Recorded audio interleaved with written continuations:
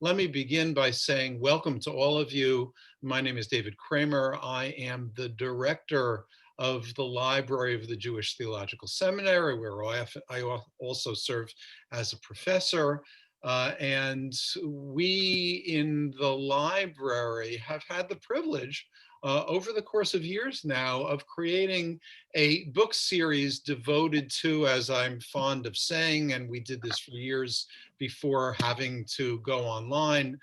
We did it at JTS in person, and devoted these talks to what we considered to be important new Jewish books, where important new Jewish books was susceptible to a variety of interpretations, because when something's new, you have to guess at its import, and there are a wide variety of things that we can benefit from in their different approaches. So let me say a word about our talk tonight. First of all, actually, technicalities. Those of you who want to pay particular attention to the speaker, as I hope you do. Probably you've had ample experience using Zoom already, but just to remind you, if you want to see the speaker and not the rest of the boxes, just go to the top right of your screen and hit speaker view. I will mute all participants aside from the speaker in order that we don't have any of the audio interruption that sometimes emerges on Zoom. If you want to ask a question, we will have a dedicated question and discussion period at the end of Beth's presentation. But if you'd like to ask a question in the middle, please send it to me or to the group via chat. I will be following the chat and making a record of the questions or comments that arise. And when we get to the period that is appropriate for those questions, I will first go through questions that have been sent to me over the course of the presentation, and then we'll open it up. And if you want to unmute, you'll be welcome to ask questions live as well. This is not the first book talk where we have had the privilege, honor of welcoming Beth Kissileff. She was at JTS, 3080 Broadway and 122nd Street, in order to speak about her prior edited collection on the book of Genesis. It was a wonderful talk with very interesting discussion. Tonight, we have a very different sort of book and a different sort of focus. So what's the importance of this book? I'm gonna, as I always do, guess at what I think the importance is, because in the immediate presence of a new publication, we really don't know how it's going to echo in this generation and future generations. But I think of my own experience, and I'm sure many of you can do the same, when you heard about the events to which this book is dedicated. The Tree of Life Synagogue and the massacre that occurred there. You will, many of you, maybe all of you recall, this happened on a Sabbath morning. And I remember being in my synagogue on that Sabbath morning and imagining it like any other Sabbath. But at the end of the service, when it would ordinarily be time to thank folks who participated in the service and indicate whatever community celebrations were to be noted. Instead, someone spoke up, got up to the podium and reported on the news of the massacre at Tree of Life. Like anybody else who heard under whatever your circumstances were, I remember sitting stunned and asking first to myself and then to those, my close, dear community friends sitting next to me, what does this mean? How are we to respond to this? As we look back at Jewish history, it's very rare that we've got an event of this sort that creates a ripple in the Jewish force, shall we say. It's very rare that we have such an event that in relatively short order following the event, we've got the responses of thoughtful folks who write about what's the meaning of this event? How do we reflect on it, taking advantage of our tradition of Torah? What does it mean for us as a community psychologically and so forth? There's so many angles to take, and this is a book that approaches the question of the meaning of this event from multiple angles. But I'm going to suggest, and again, in all modesty, because I don't really know this, but I'm going to suggest that the weight and importance of this book is in the range of its responses and in the fact that it was brought together so quickly after the events themselves. It was only slightly more than 2 years ago that the massacre occurred. So to have response and commentary in that kind of order means that this will be a primary source document, that people who are considering this event in the context of larger trends in American Jewish history, when they ask the question of how did people think about this murderous act, they will actually have testimony to that effect that didn't wait for years, didn't wait for generations, as is often the case, but is a reflection of the event as it was experienced by people in the community. So Beth, we're very grateful that you've brought this volume together, and we look forward to what you'd like to emphasize with us, to share. I will now mute myself and follow the chat while we listen to your presentation and then open up to discussion when you're finished. Okay. Well, first of all, David, thank you so much for that kind and thoughtful introduction. I think I really feel like I've succeeded. If you feel that the writers present thoughtful reflections on the event, that was really my goal. I should add, I'm a co-editor here, so I'm not the only one who worked on this book. And my co-editor, Eric Lidji, is the director of the Rau Jewish Archive at the Heinz History Center. Since this is Pittsburgh, of course, things are named after the benefactors. And as some of you may know, the Heinz pickle and ketchup company originated here. I don't think they do any manufacturing here anymore, but their headquarters were here for a long time. So the Heinz History Center houses archives from the Jewish community in Pittsburgh, which started in, I believe, the 1840s. So yeah, 185 years ago, I know my co-editor always said. So there's a lot more to Pittsburgh than the Pittsburgh Jewish community than just this event, but he often says the problem with trying to evaluate something now is we don't know what the future is going to be. I do hope there won't be more events like this, but as we all know, 6 months after Pittsburgh, there was Poway, and 6 months after Poway, there was Jersey City, and there was Muncie. And we just don't know whether they're going to be more, how many more, whether they're going to be other houses of worship. So it is very hard to say what the future will be. Is this the beginning of something where American Jews are going to say it's time to leave and time to go elsewhere? Is this something that's going to help us educate others about Judaism and what the meaning of Judaism is? So that we can all feel comfortable in a diverse and open America. None of us knows what the meaning is. And it's interesting that David said, this is about the meaning of the event. I don't think that anyone is able to do that either single-handedly, but I will say what's wonderful about an anthology, and I think an anthology is a very Jewish form. I mentioned earlier I've been doing Daf Yomi. I haven't finished my Daf for today, but so since I've been studying a page of Talmud today, I'm very much aware that the anthology, bringing together different kinds of things, having one thing bump off of another and seeing what one means in light of another is very much a Jewish form.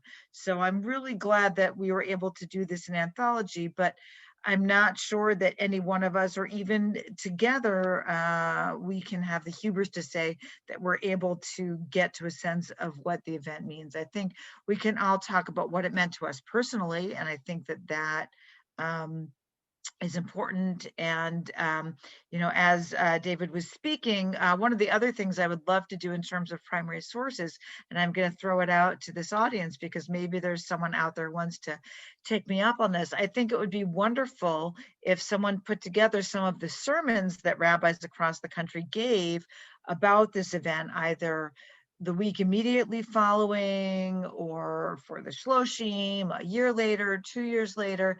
I think that would be a really interesting primary source document to have, to see what rabbis across the country, either conservative rabbis or different denominations, were saying and thinking, how they reflected this event in our tradition.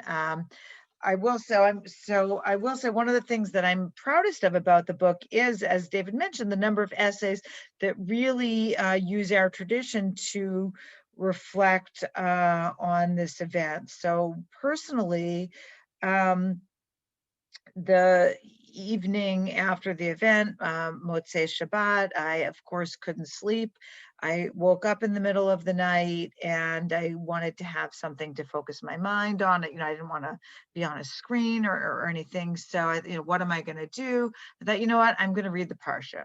So I got up and I sat and read the Parsha. So the shooting happened on Parshat Vayera. So the next Parsha is Chayei Sarah, which we read a few weeks ago. And it was so comforting to me because I thought, well, that's it. This is what we need to do, is focus on the lives of the people who died. We don't want, and I've often felt about the Shoah that I really like the approach of Yafa Eliach and her Tower of Life. For those of you who've been to the Holocaust Museum in Washington, where she has photos, her mother was a photographer, from her mother's studio, of the lives of Jews in their village. I believe it's called Aishi Shak or Aishi Shak. And it's just a huge tower of photos of people's lives. And I feel like the best way to memorialize people is to talk about who they were in their life and what their lives were about and what the meaning of their lives was. So that sort of has guided me throughout my process of writing and thinking about the event. We lost 3 congregants. So I should also, let me say a little bit more about how people connect to Jewish history, and then I'll talk about my personal connection. So after I did that, we had a gathering at my daughter's day school. My youngest daughter was in 9th grade at the time of the shooting. So she and her classmates had just graduated from the community day school here, which is aptly called community day school, just so you don't have to guess. You'll know it's community day school. I've often wondered why they couldn't find a Hillel or a keyboard or someone to put in, but we're a community and we have community day school. So my daughter and her friends had just graduated from community day school, and they decided that the best thing to do would be to gather there on Sunday morning.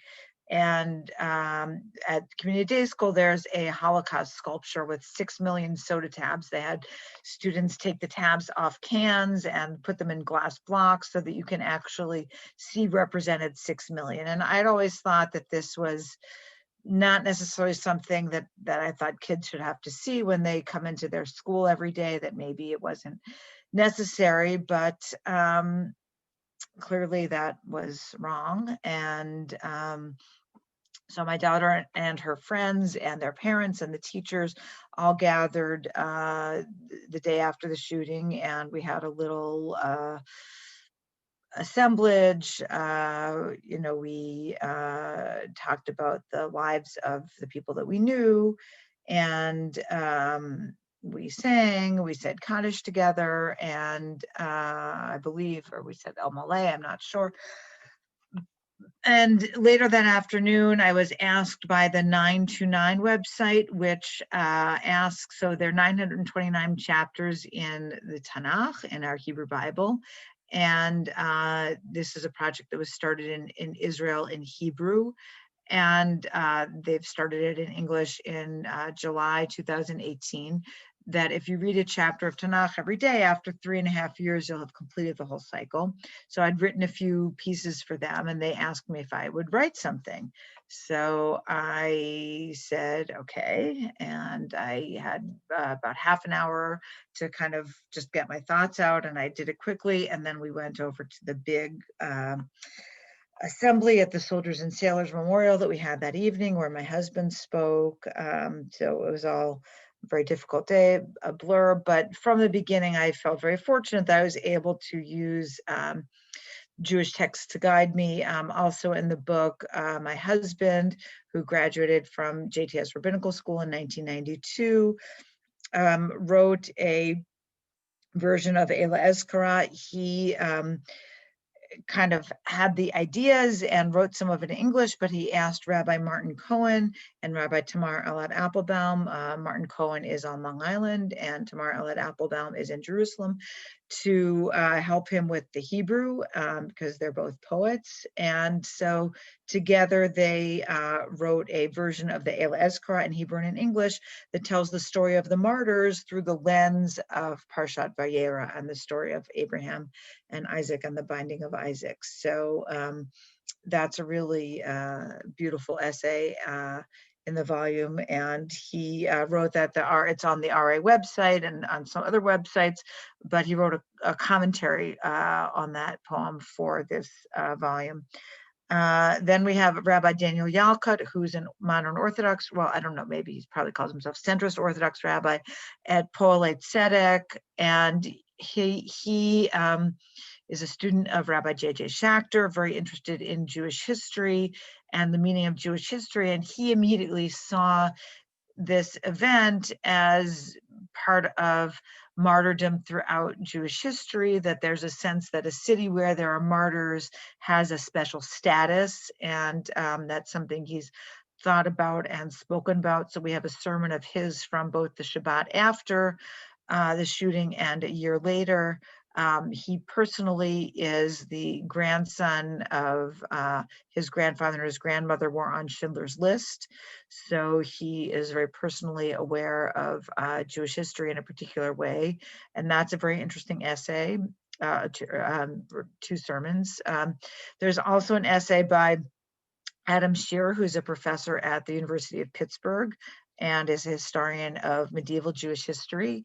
And he writes about the development of Jewish mourning rituals and interweaves it with his experience after the shooting, as well as saying Kaddish for his own father, who died when he was 18. So there are a number of essays that really deal in a very serious way with Jewish texts and traditions.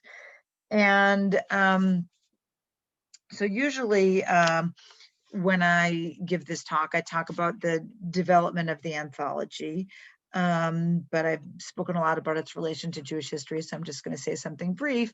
And then my plan is to read excerpts from 3 different essays by 3 different people, and then conclude something of my own, just to let you know what the format is. So I first got the idea for putting an anthology together after we got back from a trip to Charleston, South Carolina, to be with members of the Mother Emanuel Church there, who had suffered a similar shooting at their Bible study in June 2015. A white supremacist came into the church during their Bible study and shot 9 people.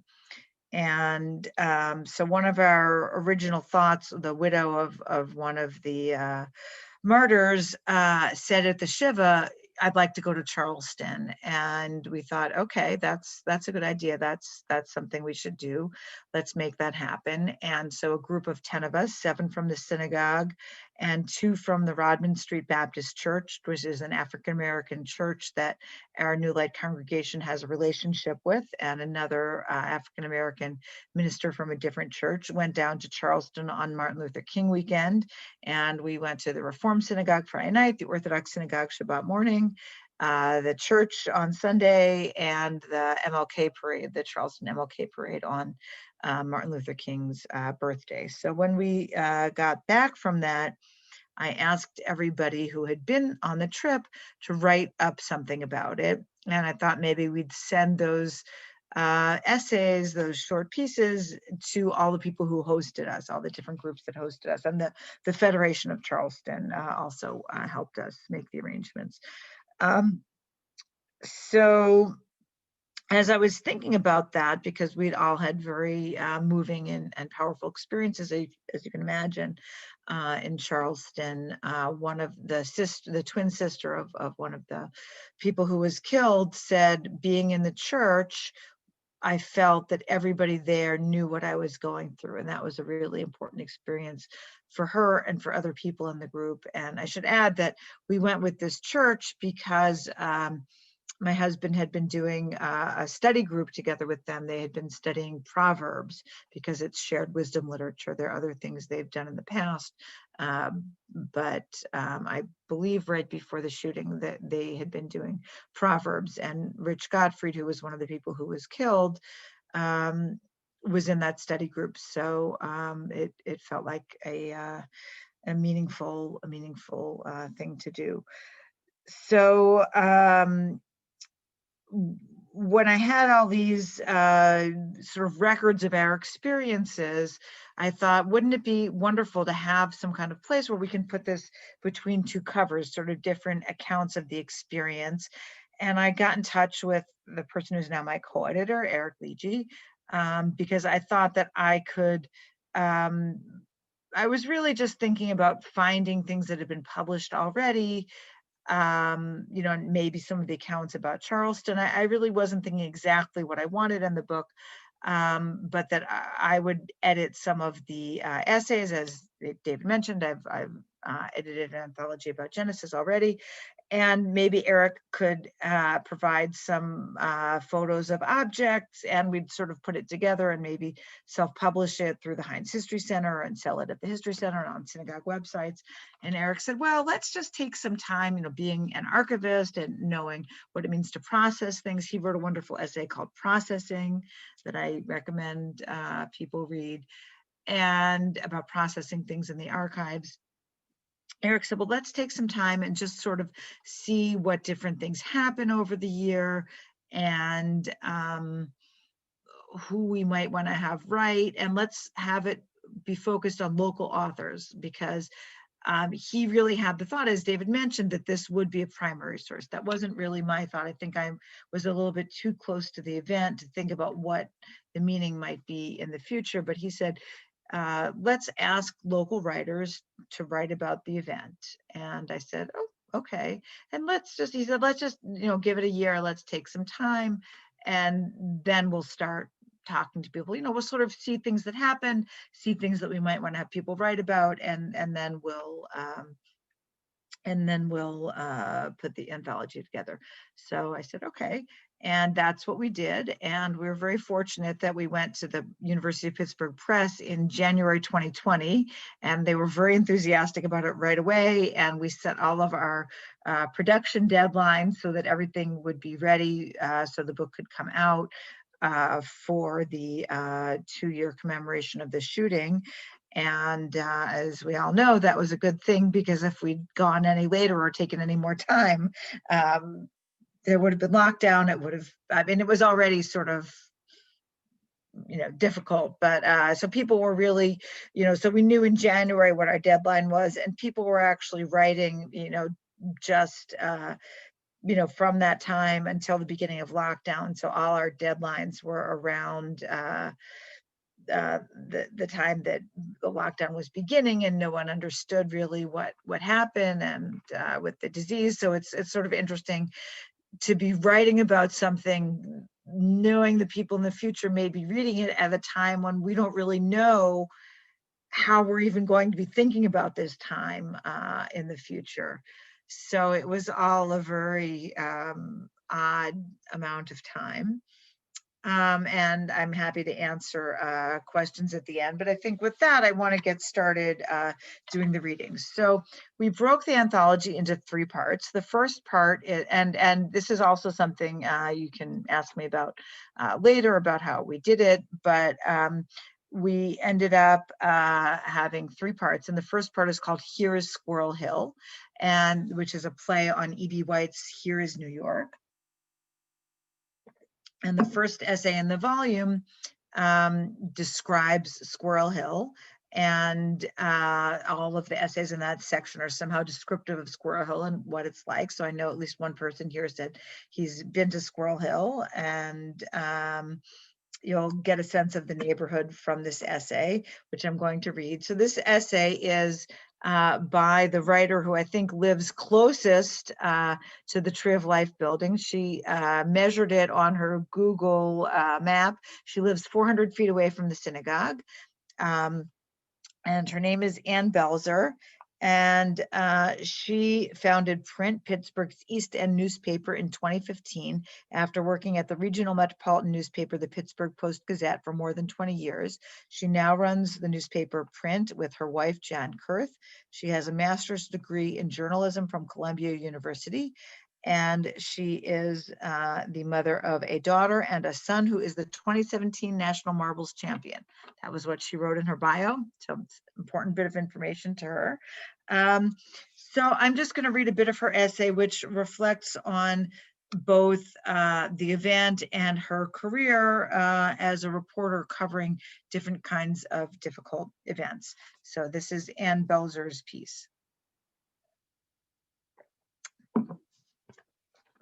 On October 27th, 2018, at 9:50 a.m., I was walking my family's corgi puppy.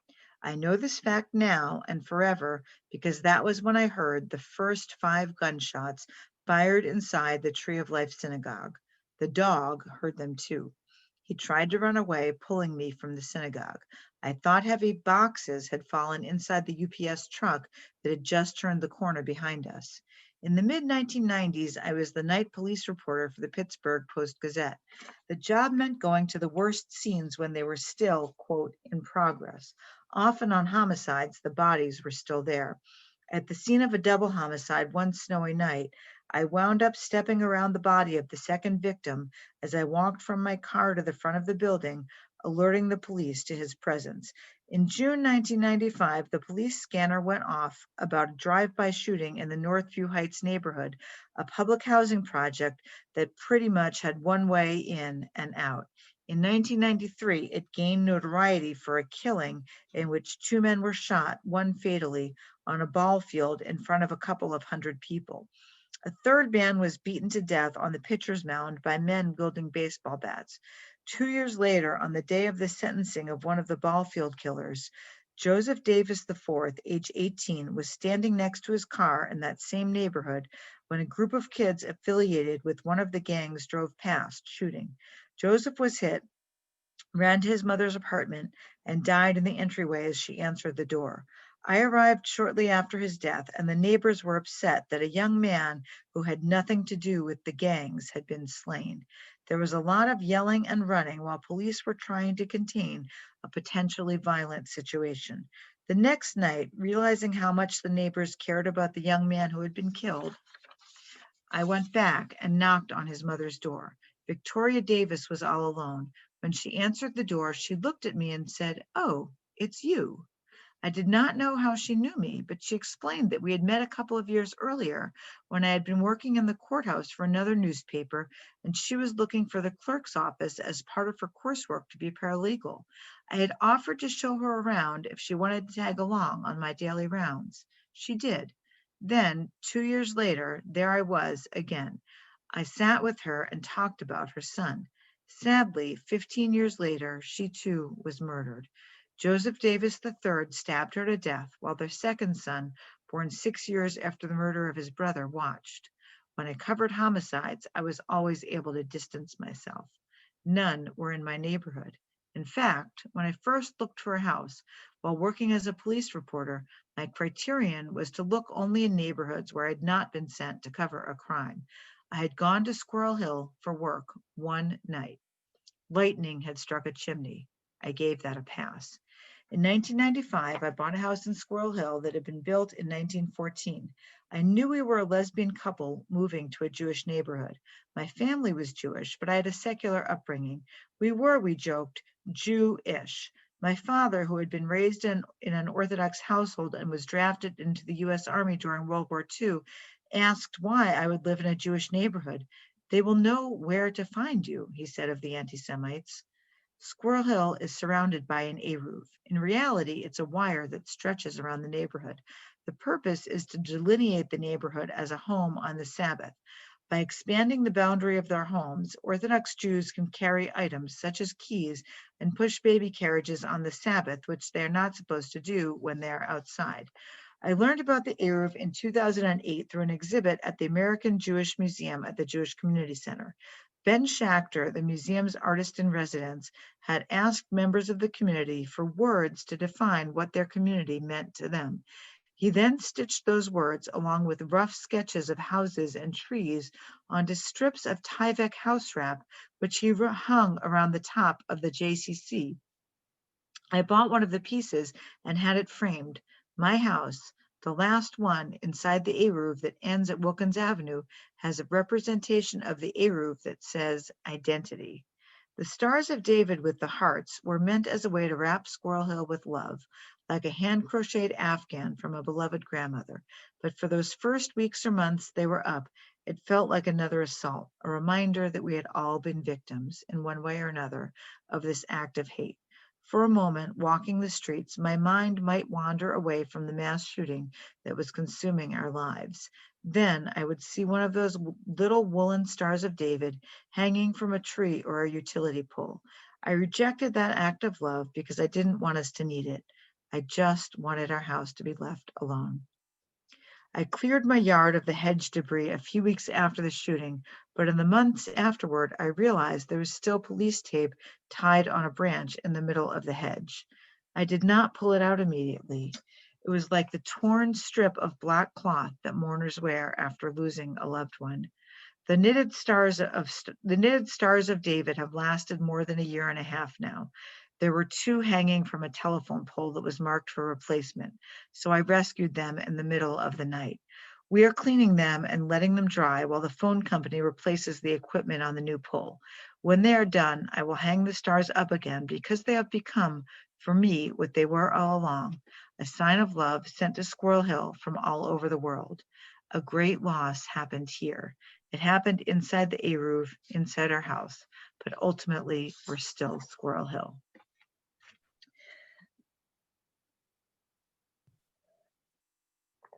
So the next essay I'm going to read, and I should just say the name of that essay, which is The News Next Door, right, because Anne lives so close to the synagogue, it's called The News Next Door.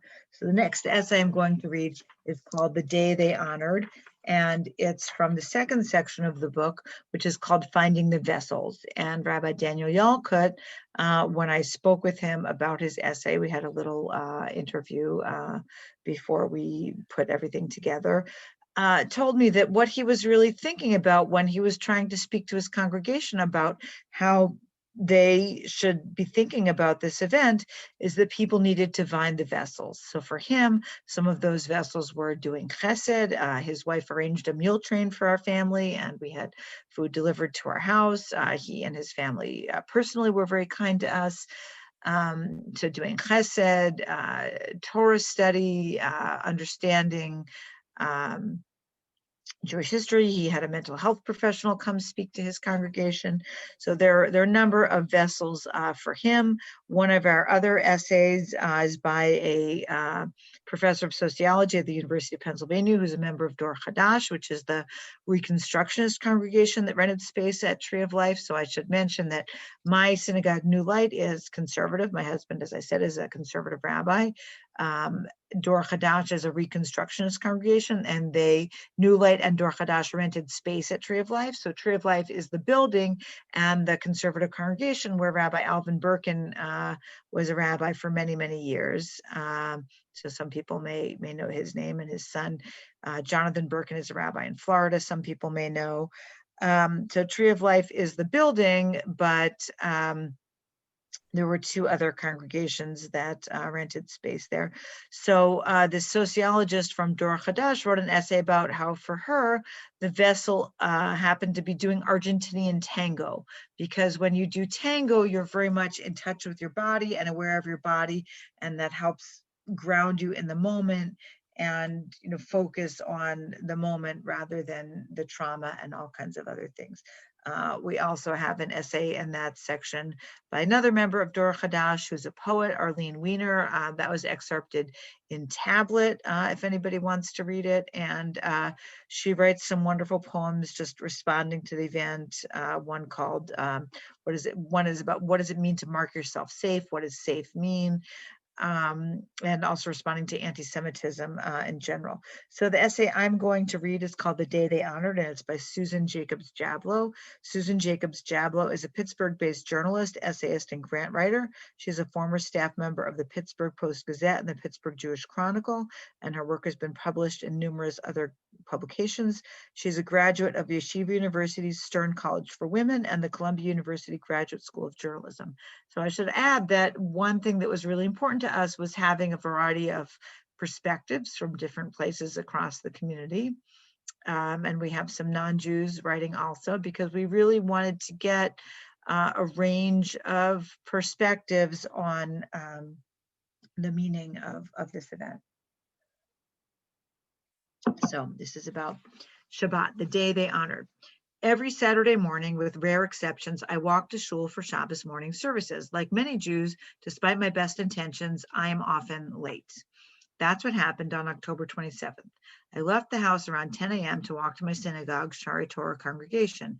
Because our family strictly observes the traditional laws of Shabbos, we don't ride in a car or use electronics from shortly before sundown on Friday until after dark on Saturday, a 25-hour period. Our synagogue is about a 15-minute walk from our house. When we left our house that day, the sirens had already begun, but it was easy to dismiss the first few as routine emergencies. Perhaps someone had fallen, or there was a kitchen fire. The farther I walked, the sirens grew in number and intensity. By the time I reached Murray Avenue, vehicles with sirens blaring were streaming past me and my two children, racing to an unknown emergency. There were ambulances from suburban EMT crews and unmarked cars with darkened windows and dashboard lights. The top brass. Something truly awful had happened. But because it was Shabbos, when I don't use electronics, I had no way of knowing what was going on and no way of contacting my husband, who was already at services. People were beginning to step outside storefronts on Murray Avenue to see what was happening, simultaneously checking their phones for information. I was tempted to ask a stranger for information, but I was also afraid to know. My synagogue was my intended destination, and I felt an urgency to get there, knowing my husband would worry if I didn't make it. And I knew that in gaining a bit of information about the unfolding events, I would be distracted from focusing on Shabbos. The concept of strictly observing Shabbos to intentionally disconnect from the world, even though we remain immersed in it, is foreign to many people, including many Jews. Unlike some religious sects, most observant Jews don't isolate themselves in rural communities or generally proscribe use of technology. 6 days a week, we fully embrace technological advances and are as addicted as anyone else to our internet-connected screens. And most of us live within urban or suburban communities closely connected to civic events and the local effects of world news. But one day a week, we cut off this contact in exchange for a sense of peace and contentment and the opportunity to escape. We pause from the world to rest and reflect so we can re-enter it 25 hours later with renewed vigor and increased insight. Stopping to ask for information about the unfolding emergency on October 27th would interrupt my observance of Shabbos while increasing my fears. In addition, the people around me didn't seem concerned for their own safety, so it didn't seem necessary for personal protection to find out what was happening. Instead, my children and I pressed on. We weren't denying the reality of what was happening around us, just recognizing our helplessness to affect it and choosing to immerse ourselves in the spiritual comfort of Shabbos. When I entered the synagogue, the shul president was standing in the vestibule, and I approached him to ask if he knew what was going on. There's been an incident at Tree of Life, he said. He didn't offer more details, and because my children were present, I didn't ask for more. I wondered first if there had been a bomb or arson, not able to imagine that there had been a shooting. Then I wondered if the attack had been personal in nature. Again, I could not initially conceive of a random hate crime. After we arrived at our synagogue safely, it became clear that it was the best place for us to be that morning. A handful of members with security training had already secured all the doors, and the non-Jewish custodian was checking local media and staying in touch with the 911 dispatchers to ensure the congregation was not in danger. We had the information we needed without totally shifting our focus away from Shabbos. The custodian gave our rabbi updates throughout the service, and the rabbi made announcements to the congregation.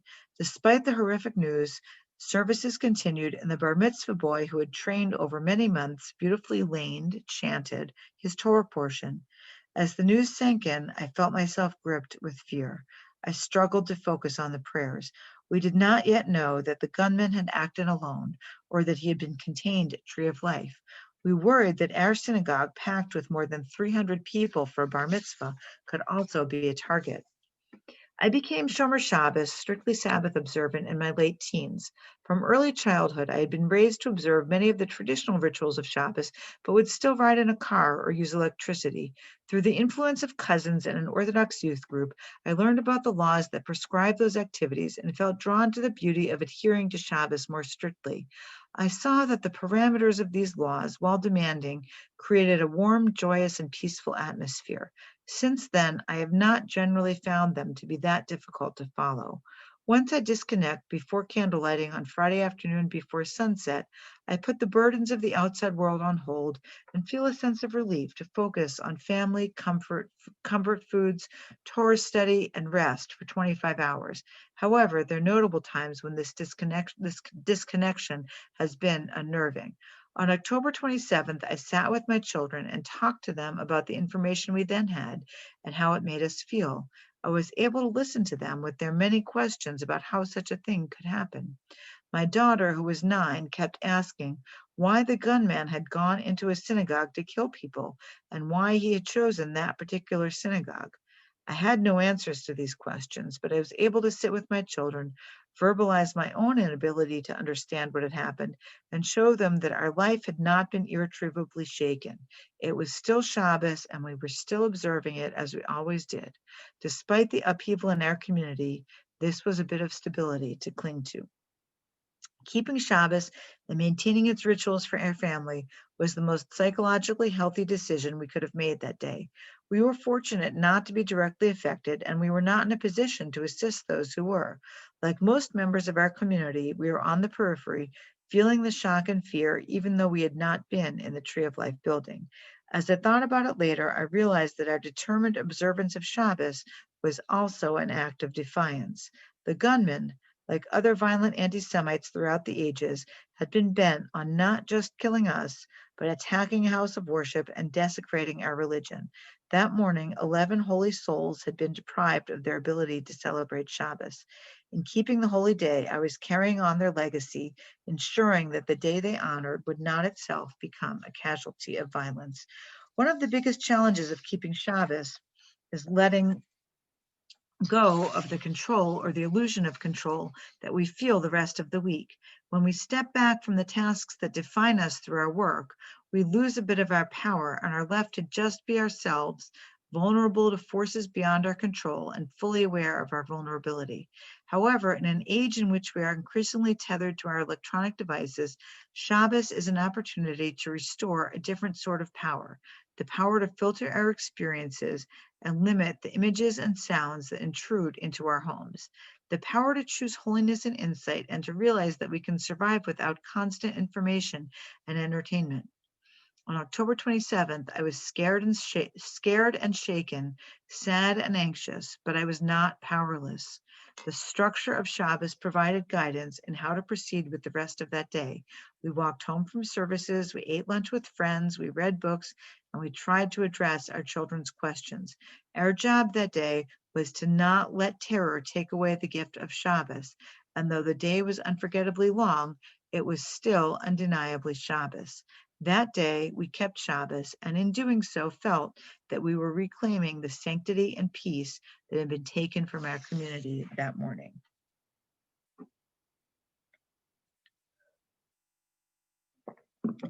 So now, the final piece I'm going to read after the outpouring by Jane Bernstein is from the last section. And this is called You Will Get Through It. And that's after the last essay in the book, which is by a woman named Linda Hurwitz, whose only child was murdered when she was 18 in their backyard. And it happened on October 27th, 1989. So on October 27th, 2018, she was getting ready to go to her synagogue, Tree of Life, to say Kaddish for her daughter. And she never ended up going because she heard the siren. Her husband went out and heard the sirens and found out what was happening. So she didn't go to say Kaddish for her daughter at Tree of Life that day. But when she had to call her parents, who are Holocaust survivors, and tell them that their American-born granddaughter had been murdered, the first thing they said to her was, "You will get through it." And that message of resiliency and of facing difficult situations and knowing that it's possible to cope. That doesn't mean that it's going to be easy, and that doesn't mean it's not going to be painful, but it does mean that it's possible to cope. All of the essays in that section have that message. And this essay is by someone who also had a murder in the family. Her older sister was murdered when she was a college student in Arizona. She was a senior, murdered by a random person on the street. I don't think they ever had any more information. I'm not sure whether the murderer was caught or not. But her essay, after the outpouring, is about what happens to the families of murder victims afterwards. So I'm going to read her biography.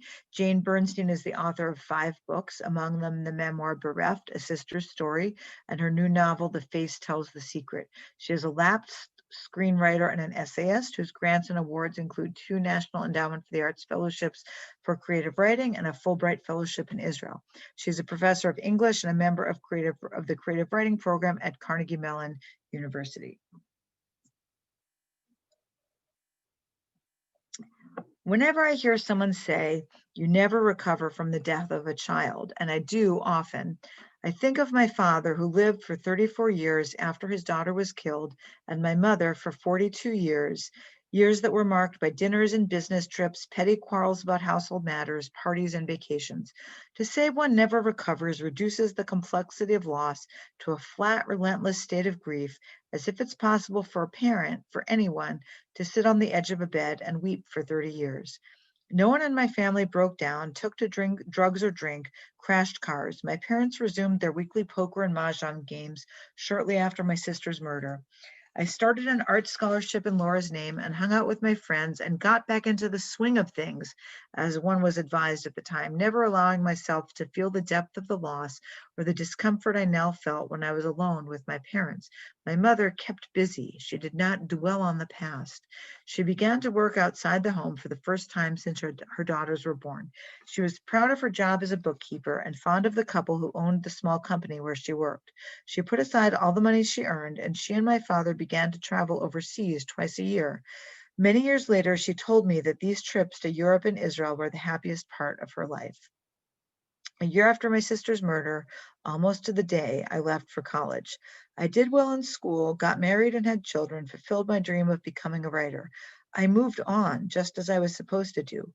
I did not let myself think about my sister, whom I loved dearly, or feel how lonely it was to be funny and gregarious and pretend for so many years to be the person I'd once been that I lost everything, a sense of myself, memories of my sister. My response to tragedy is often so delayed that even now I do not know if my driving down Wilkins, which is the street where Tree of Life is, And she writes earlier in the essay about having been a member at Tree of Life and having had her daughter's bat mitzvah there. So driving past the synagogue evokes all of those memories. So she writes, my response to tragedy is often so delayed that even now I did not know if my driving down Wilkins instead of taking another street is a strange vigilance, as if I'm a security guard tasked with watching the premises, or just a habit devoid of meaning. 7 years after Laura's death, I began to see a therapist and understand all the ways our family life had been ruptured and never fully repaired. I began to dream about my sister too, realistic dreams in which she was alive and we were cooking or quarreling, and I could hear her voice, and she was so vivid that I woke to a powerful grief I thought would demolish me. And yet these dreams brought her back to me, at least for a while. Years later, when I read studies theorizing the ways that trauma is passed down through the generations, I thought of what my mother learned from her own mother, who'd lost 2 children and left behind her family in Moldova. Your friends will cross the street if they see you crying. My grandmother taught this to my mother, who taught it to me. My grandfather, whose mother had died when he was a boy and who was not accepted by his stepfather, forbade his wife and children from crying, which he deemed European. Crying was not allowed. An obedient child, my mother took all of this to heart. It twisted and deformed something in her, and when as a little girl I cried and she mocked my ugly face with its funny upside down mouth, the sounds I made, wah, wah, wah, and the way I was always crying about nothing. Well before Laura's murder, I learned how unsightly and humiliating it was to cry. We cut Laura out of our lives the way people cut divorced spouses out of family photos. And yet years later, when my children and I visited my parents, my older daughter Charlotte slept in Laura's bed, and my mother, who never spoke my sister's name to me, told Charlotte it was her aunt's bed, an aunt who never was to my daughter. Aunt was a blank, a wound with no name, your aunt. But this trauma was not transmitted merely because Charlotte slept in the bed of the ghostly aunt. It is in my cells, in the wound I bear, in the particular way I bear it. It's in how cool I am when I hear alarming news, putting the phone in my pocket when I read active shooter in the area and continuing on with the day, and how distant I seem from what in time I will feel deeply. This daughter of mine, a grown woman who lives in Brooklyn and is ambivalent about Judaism, was bat mitzvahed at Tree of Life and later took confirmation classes, which she loved. She was the first person to call when I was inside my building at Carnegie Mellon. While I was worrying about lunch for the out-of-town alumni at the conference I was organizing, she began to weep. Mommy, it was the Tree of Life. I held the phone to my ear for a long time. It was as if she had to cry for both of us. I walked circles in my living room on Tuesday morning, 3 days after the Tree of Life massacre, walked and walked, much as I had it as a teenager the night the police called my parents. I had to say something to the students in my classes that afternoon, and not a single sentence formed in my mind. I drove as far as I could down Wilkins, trying to get my thoughts in order. At the detour, I turned left and continued to the parking garage. Nothing. I walked slowly across campus. I could think of nothing at all. I stepped into my classroom, flushed and mute. The undergraduates were sitting around the seminar table, gazing at their open laptops. I scanned the room. Chinese, Indian, American, from a rural area in the West. My last name meant nothing to these students, nor did my face. I'm Jewish, I said, barely recognizing my own quavering voice. The silence was broken by a student who said, UCMU students need to stop working for a few hours and feel your grief. I could never speak to my mother about my sister, although decades after Laura's death, I tried. It seemed, though, that time did not heal the wound, as perhaps it had for my father, a gregarious man, receptive to simple pleasures like schmoozing with the neighbors and walking the dog. In the years after my sister's murder, he found ways to enjoy life. My mother, slowly, decidedly, became bitter and isolated. Maybe it started because I could not be 2 daughters for her, or after my second daughter was born with developmental disabilities, or when she and my father stopped traveling. She began saying we're cursed. In the last weeks of her life, she was convinced that the aides at the nursing home knew her daughter had been murdered, were glad of it, and laughed at her. She wasn't the only one whose grief manifested itself years later. 27 years after Laura's murder, the cousin who'd been closest to my sister sent me a scathing letter castigating my family and me for excluding her from the grieving process. This cousin, who had a husband, a son, and a good career, lived in the Northwest, so we hadn't seen each other in years. The letter seemed mean-spirited and distressed me deeply. Years passed before I could say, and then to myself, but there was no grieving process. And only now, 54 years later, I can see how easy it is to overlook the cousins and grandchildren and friends.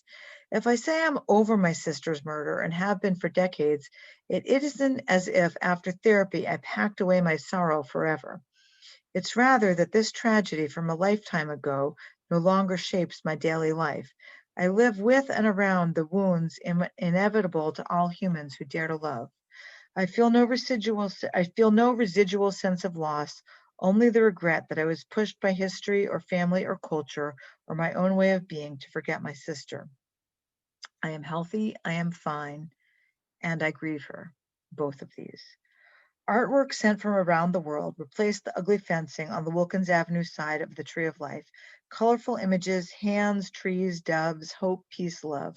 Some of it comes from students at the Marjorie Stoneman Douglas High School in Parkland, Florida, from Columbine High School in Colorado, from Newtown, Connecticut.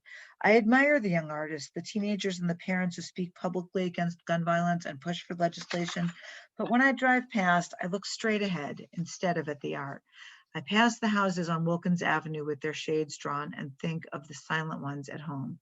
Then a child or teenager is murdered, and I see the photos in the newspaper, and the wound splits open.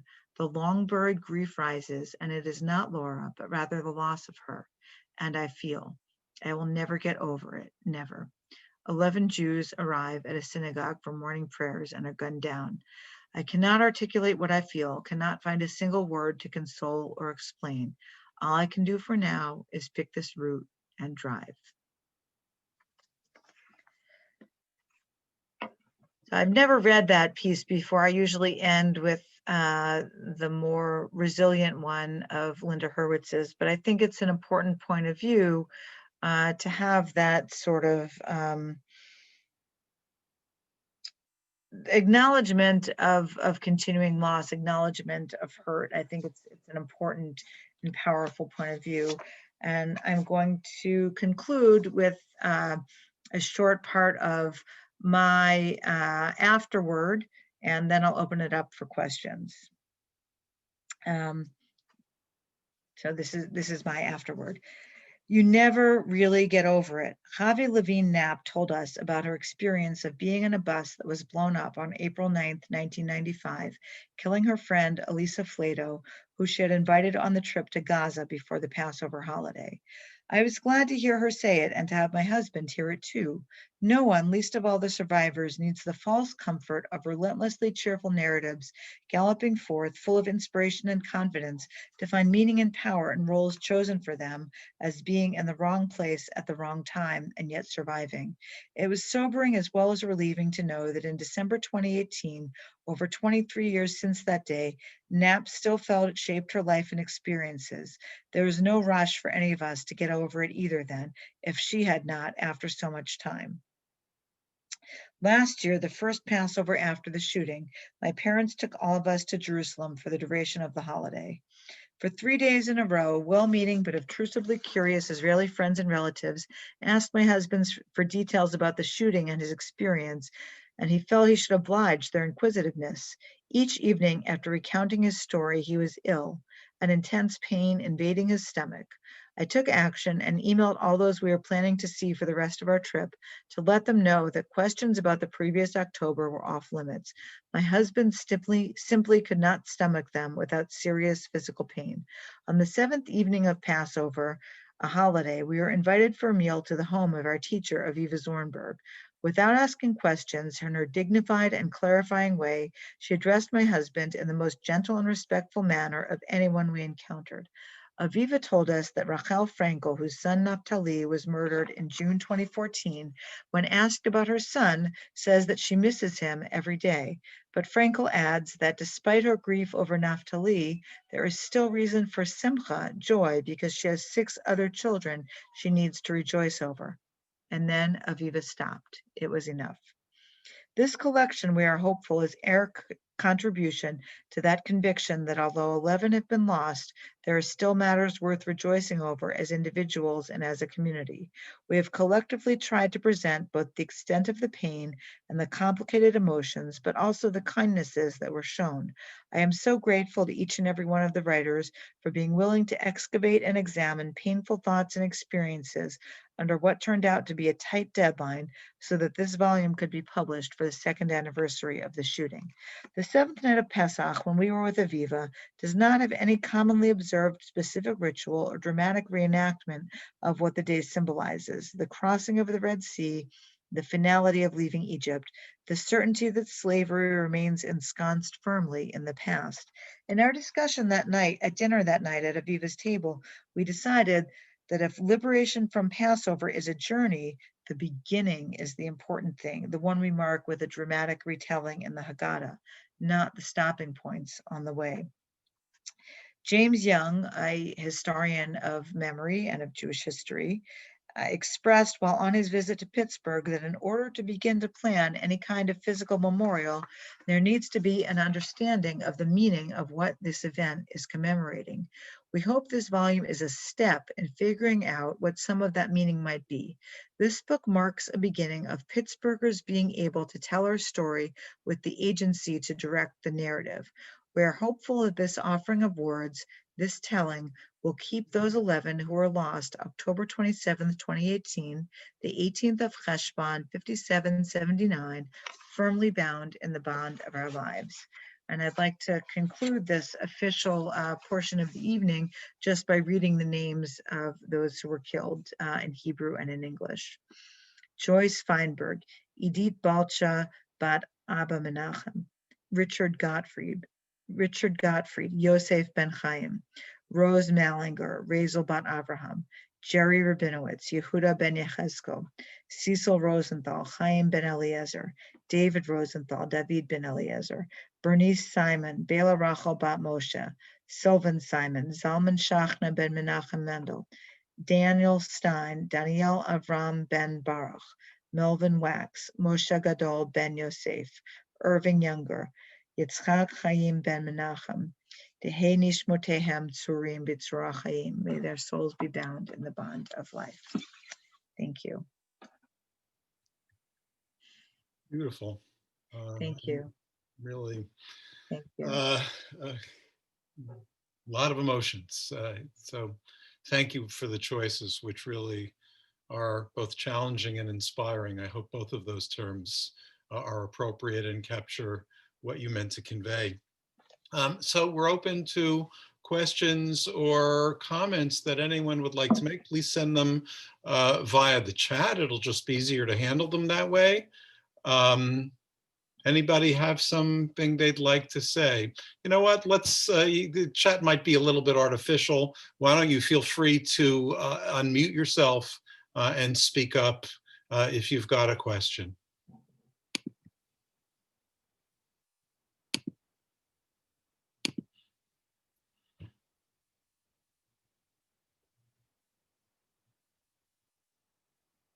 Okay, I'll ask a question that I had. I wanted to give everybody an opportunity first. There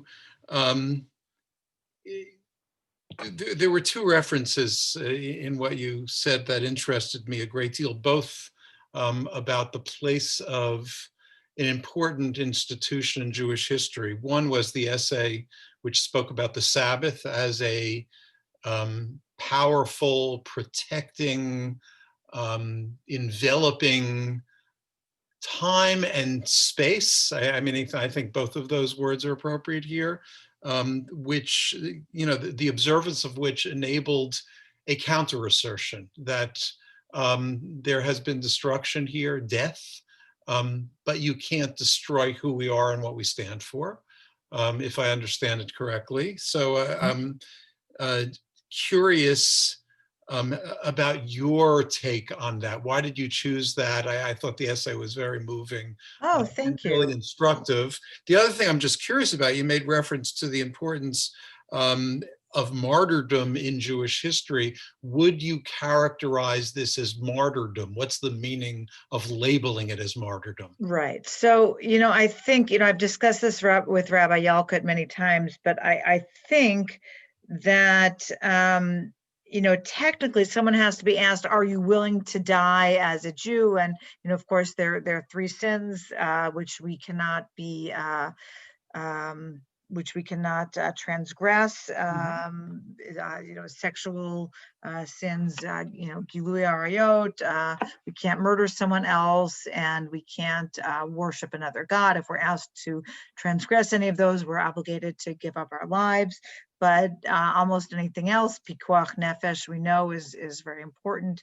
So none of these people were asked, and I think that that's troubling. And I think, unfortunately, the conclusion that I've come to is that if you are going to be public as a Jew, unfortunately, that is part of what the commitment is. It's not something we like to think about a lot, but, at a bris, we talk about, b'damai chayi, it's a verse from Ezekiel. And I was speaking with a rabbi who lives down the street from me, whose son's bris was probably about a year after the shooting, I think right before the anniversary. And I said to him, well, what does this mean to you? And he said, well, he's a Lubavitch rabbi. He said, well, I think it means not that we're obligated to give up our lives, but that we have the commitment to be willing to give up our lives. And I think all of the people who were killed that day were in synagogue for Shabbat. They were the people that were there earliest. I personally was not in synagogue yet. I was at home eating breakfast and reading the newspaper. And my husband, he was fortunate. He hid, and where he hid, he was in like an electrical storage area that was, fortunately, it was completely dark.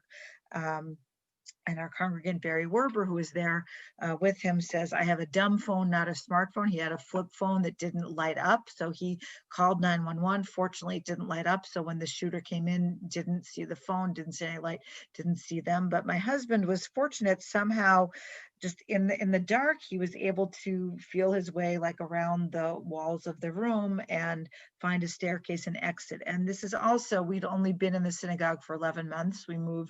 We sold the building that we'd been in for many years, and in November 2017 moved in. So we'd only been there less than a year. And he just happened to know about this room because during the Chagim, the room wasn't set up the way he wanted. The furniture was moved. There was a table there. He didn't want the table. He did want the table. And he went back to that storage room, before services started, just to get another table or chair or something. So it was just by coincidence he happened to know that it was there, which I'm very glad. But he was able to somehow find his way out of the room, and a policeman saw him and said, get the expletive out of here.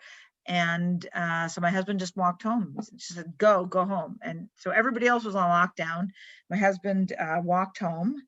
And he actually saw one of our former congregants who was going to a different synagogue and told them what had happened and said, please announce it at Beth Shalom, because, I want people to, be on alert.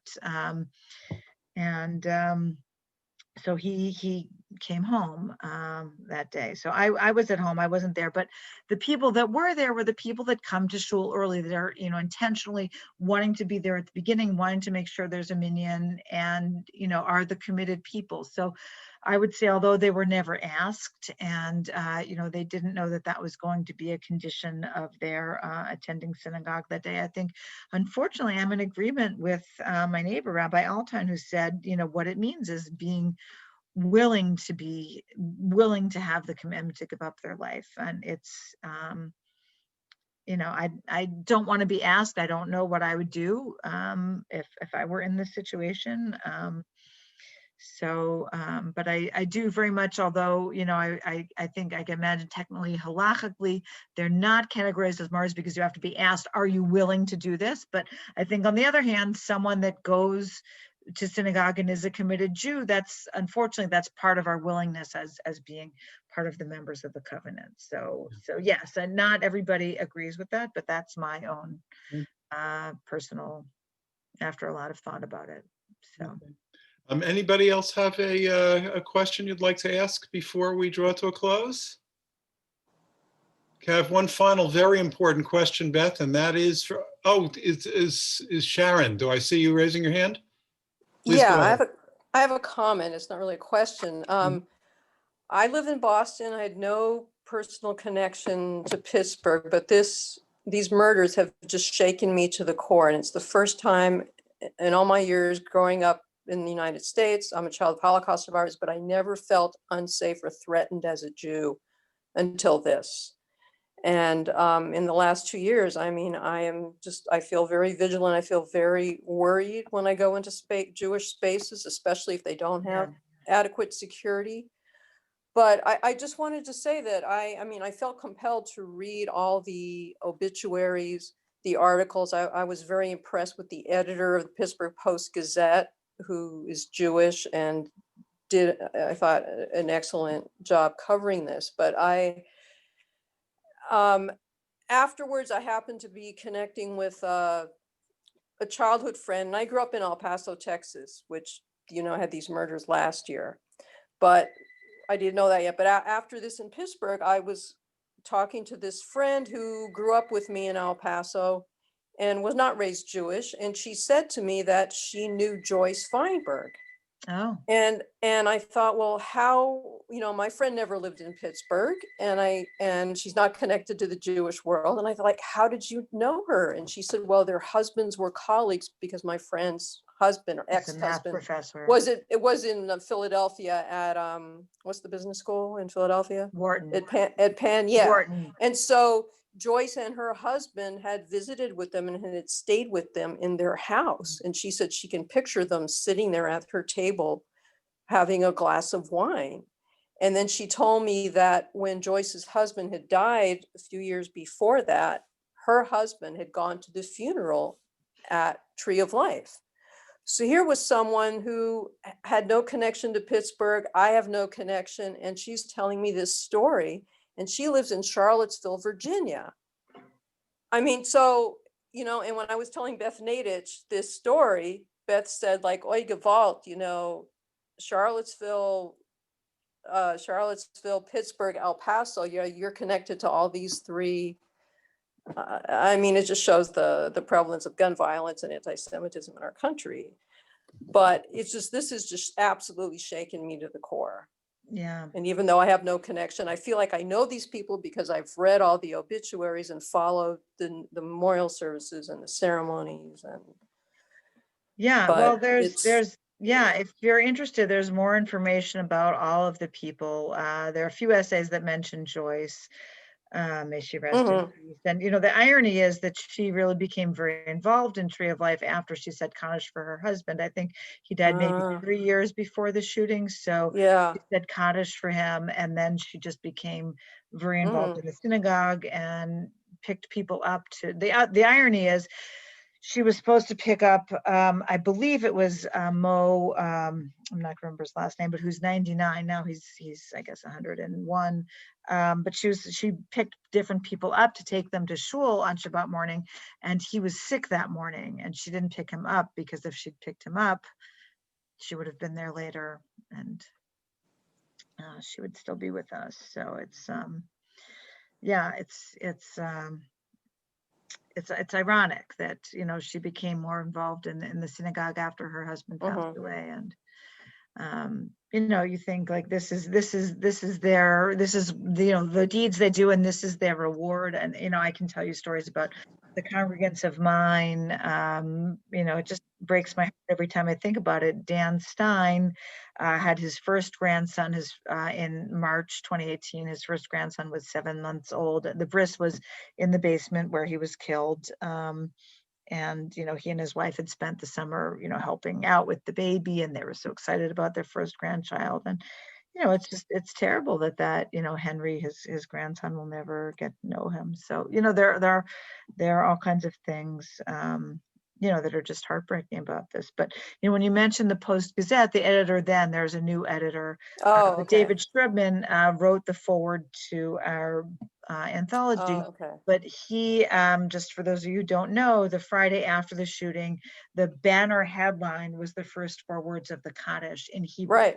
Yitkadal I remember v'yikadash seeing that. Rabbi. That was amazing. You know, my kids were not letting me look at the media at all that week. They just thought it would be too disturbing for me. But that morning, and a lot of people had canceled their subscriptions to the Post-Gazette because a wonderful cartoonist had been fired because the owners of the newspaper were very conservative and didn't like the cartoons he was making. So a lot of people canceled their subscriptions in protest. My husband said, no, it's really important to support local news, so we're not going to cancel our subscription.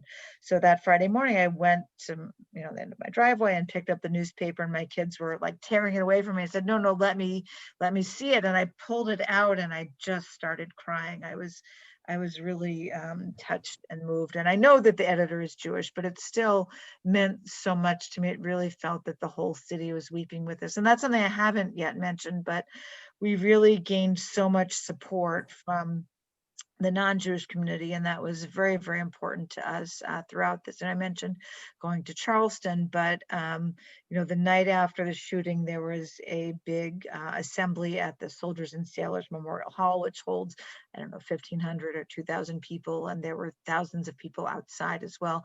And there were about 100 clergy of every different denomination, all the denominations of Christianity, the people from the Hindu temple, people from the Chinese American Association, the Islamic Center of Pittsburgh, just all kinds of people. And the Sunday after the shooting, like 8 days after, a group from a mosque in Quebec where there had been a shooting in January 2017, if you remember, 6 people were killed at the mosque. A group of 4 men who survived that shooting drove down 12 hours each way just to be with members of the 3 synagogues and share their experiences. And it was such a meaningful event. It was just a person-to-person, very human meeting. And one of them said, my son's afraid to go to the mosque. And I said, that was the first thing my daughter said, is that I hope people won't be afraid to go to shul anymore. And it was just, they talked about what they'd done. They have fobs. Everybody has a fob, and you have to put down the fob to get yourself in so that there's security, which obviously we can't do exactly that way for Shabbat, but it just helped us start thinking about security. But, so I think that is a difference from the time of the Holocaust, is that the non-Jewish community was not, for the most part, supporting and egging the shooter on. It was very supportive overall. So that headline in the Post-Gazette was really quite meaningful. But I'll add one of the essays I mentioned before by Arlene Wiener, poems, is called Shocked But Not Surprised. So I don't know about you as a daughter of Holocaust survivors, but a number of children of survivors had said to me they feel shocked but not surprised, that they know anti-Semitism is always there. This is shocking but not surprising. But I think it is really important to take heart in the fact that in America, the non-Jewish community is supportive for the most part of the Jewish community here. So I still think every synagogue needs security. I'm not going to tell you not to have security, and not to look around where you are and look for exit signs. I think everybody in Squirrel Hill does that, and it's important to be aware of your surroundings and know where you are and know how to escape. But I do hope that you'll take heart from the positive things. Well, Beth, with that wise advice, I would like to thank you so much for your generous sharing of time with us, a clear sense of the range, very, very rich, that we have to learn from here and to be moved by. So one last very important question: what's the best way for people to get a hold of the book?